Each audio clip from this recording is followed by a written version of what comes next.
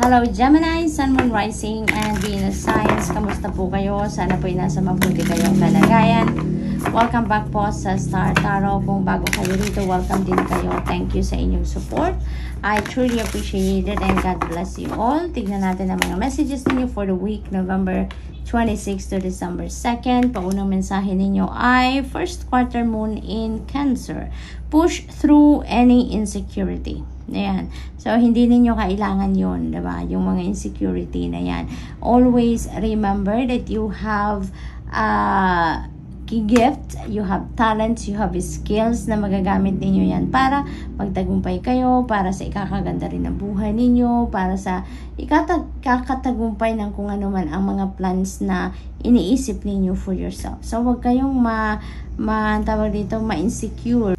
Huwag ninyong isipin, kumbaga, na you are not enough, no? You are not good enough para magtagumpay kayo, no? Don't tell yourself that you are not enough, because the truth is you are good enough just like any other people na nagtatagumpay din sa buhay. Kung anong meron sila, they have gifts, they have talents, they have skills, ganun ka din, no? Gemini, iba-iba lang tayo ng mga talento, iba-iba lang tayo ng skills, iba-iba tayo ng gifts, iba-iba tayong path na tinatahak sa buhay, iba-iba tayo ng sitwasyon.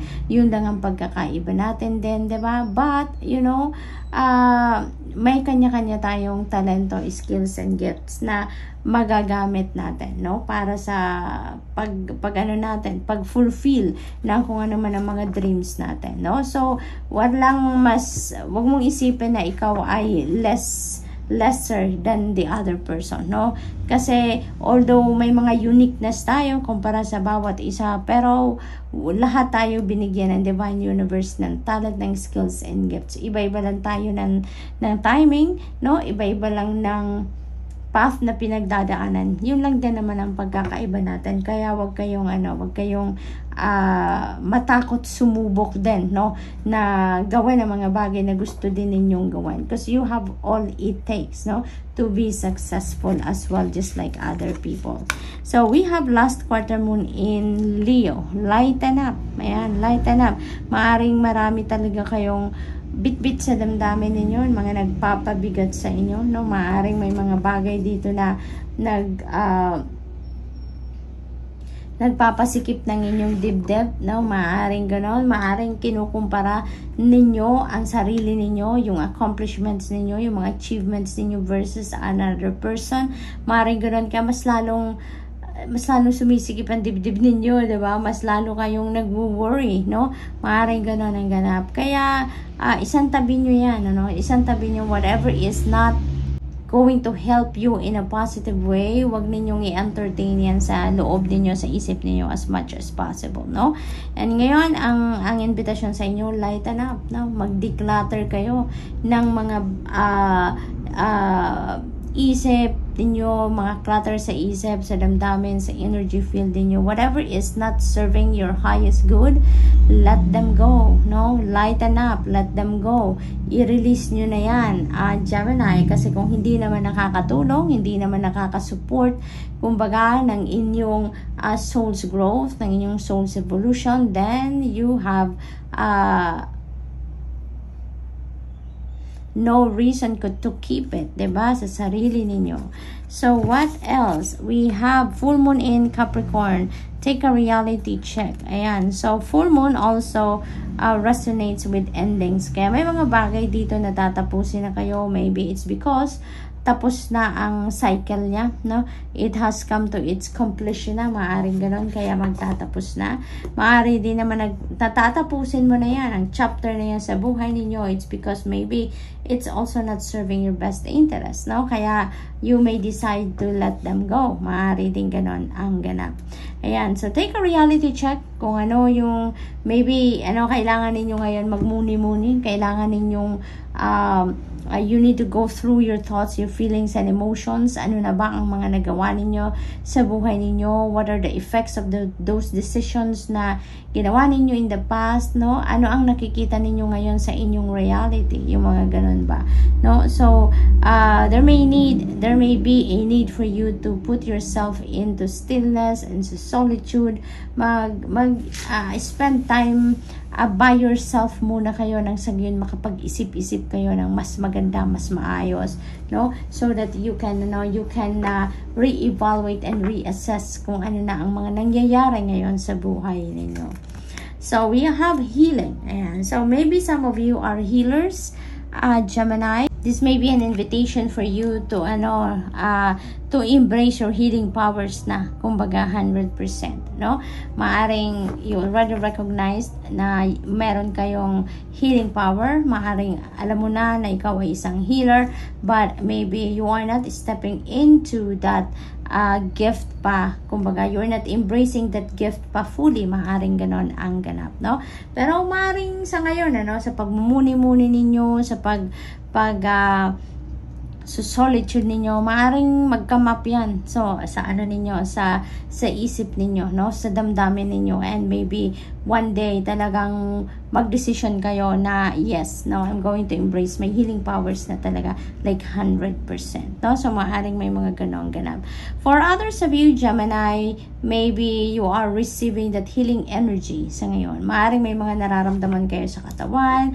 Maybe you're seeking for healing, you're seeking for treatment, maaring ganon. And you may receive that healing energy sa ngayon, no? And you may notice na nagbabago ng inyong katawan, nagbabago ng inyong pakiramdam, nag-i-improve, yung mga ganon.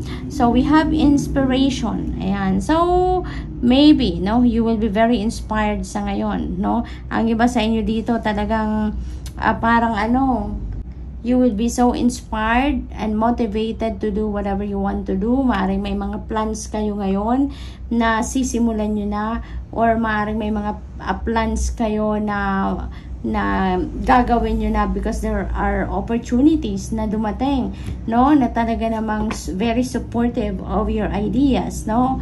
Of the things that you want to do, yung mga ganon. Kaya sobrang excited, no? And inspired kayo sa ngayon.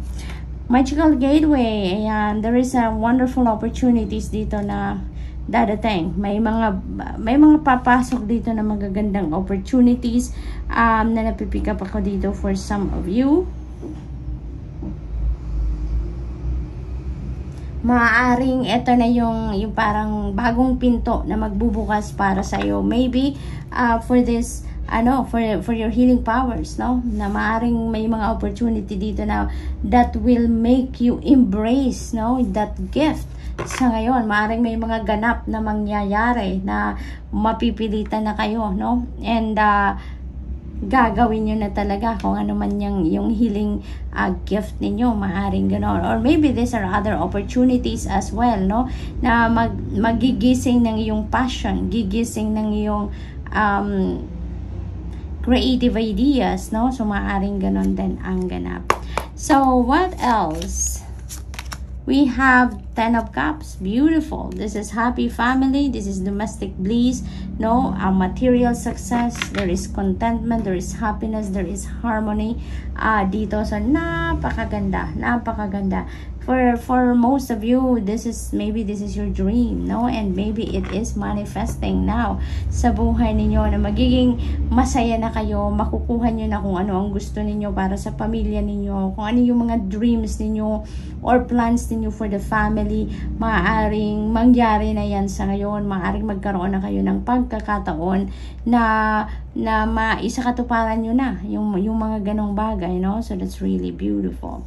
So, what else? We have 4 of Pentacles. Ayan. So, maybe, ang iba sa inyo dito is receiving some kind of financial blessing, no? Maaring may mga ganong parating sa inyo dito. May mga perang papasok, may financial gain.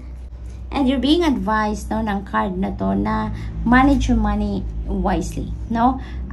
Maari kasi na ang iba sa inyo dito, you are just focusing on, let's say for example, saving for your retirement, saving for big purchases, maaaring ganon, ano?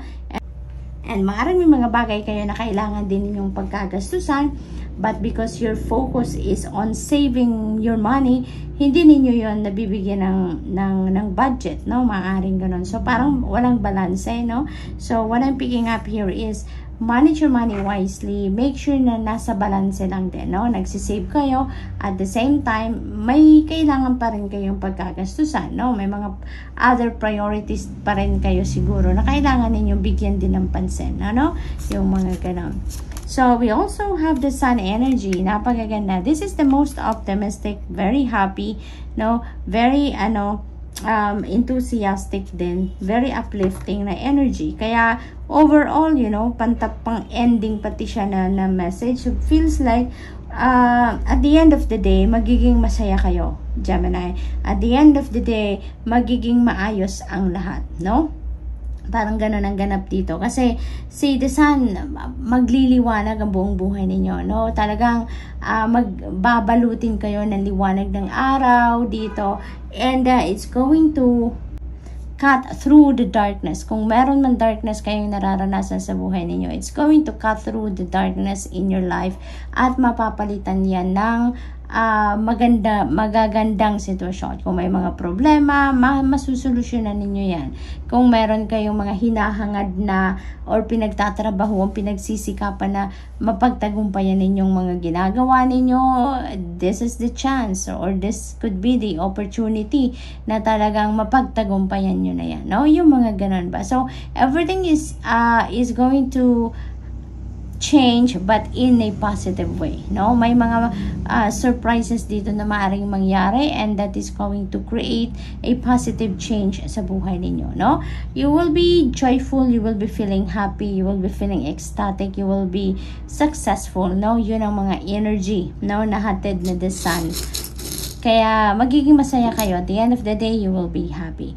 So, we have the owl. Ayan. So, si owl naman, that is about change and transformation. So, yung positive change na hatid ng sun energy talaga, most likely mag-manifest yan sa buhay ninyo around this time, no? And napakaganda, we have dice. Yun. Yung dice symbolizes good luck, no? Kaya ang swerte ay nasa inyong side sa ngayon, no? Fortune and good luck is on your side. Kaya napakaganda ng inyong sitwasyon, no? Towards the end of the week, no? From middle of the week siguro towards the end of the week, there will be an energy shift na maaring mangyari sa inyo, Gemini, and everything is going to fall into place, no? Maaring ang mga bagay-bagay will turn into a better situation, no? So much better situation. So, we have peace. Ayan. So, finally, no, magkakaroon na din kayo ng peace of mind. You will be able to experience serenity then at the end of the week, no? Siguro talaga magiging masayang-masaya na kayo at magiging maayos na ang lahat. You know, nag-i-improve na ang lahat, or maybe talagang may improvement na kayong makikita sa inyong mga sitwasyon. So, good luck, Gemini, and that's all I have for you for the week. I hope nakatulong ang mga mensaheng ito in some way. Thank you for watching. Love and light. Namaste.